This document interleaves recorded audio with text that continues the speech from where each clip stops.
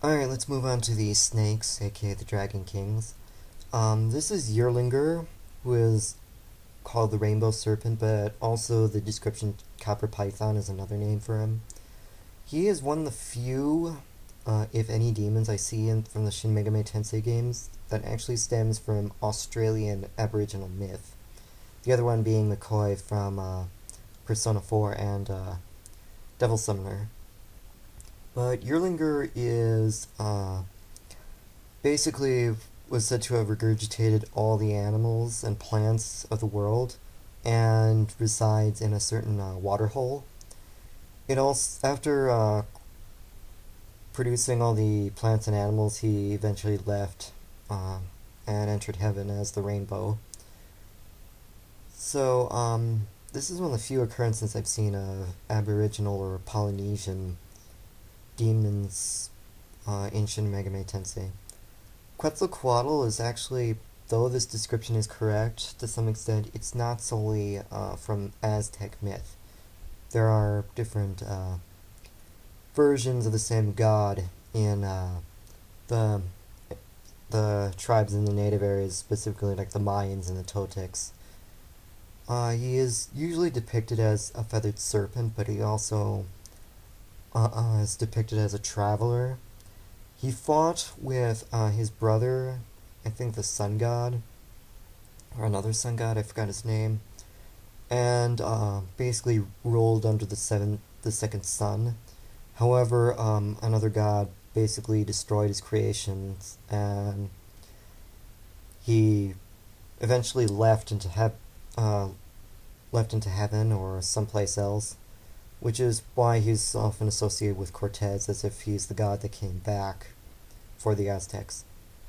Raja Naga, according to my mythical resources, it stems from Malay as in the king of the Nagas. However, I think this is an oversimplification, or I've been thinking too hard. In fact, Raja sounds, I think, is king in Sanskrit. But they live in an ocean palace or an ocean kingdom.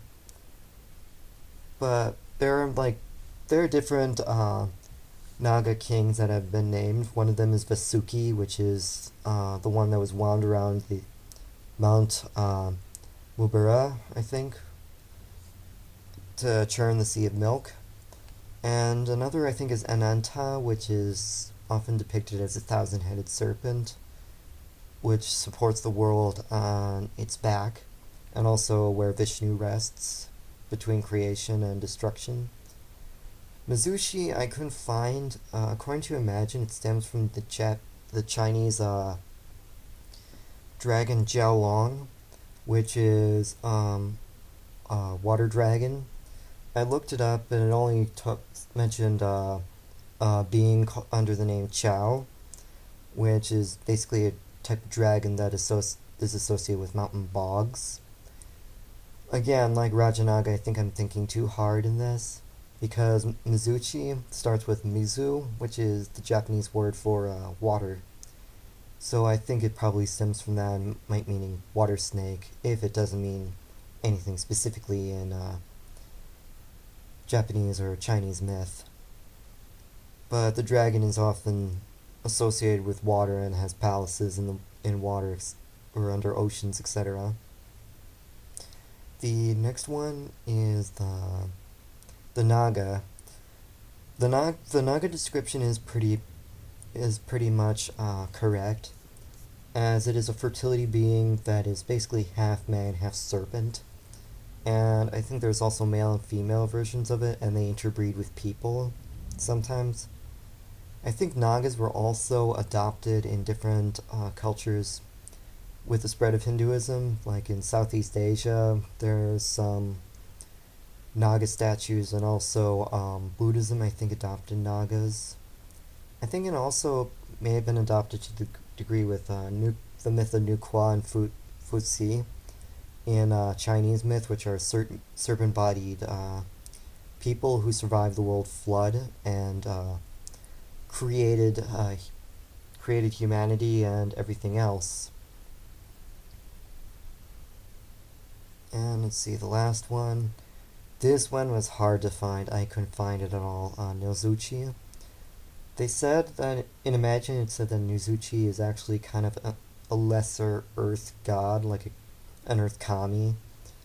And I may be thinking too hard about this, but it also gave me a name that when I looked it up on Google, it actually showed up as a Japanese cryptic, which is like a kind of viper, a very fat viper. But I'm not sure if that's correct or not, and how it associates with Nizuchi as it is.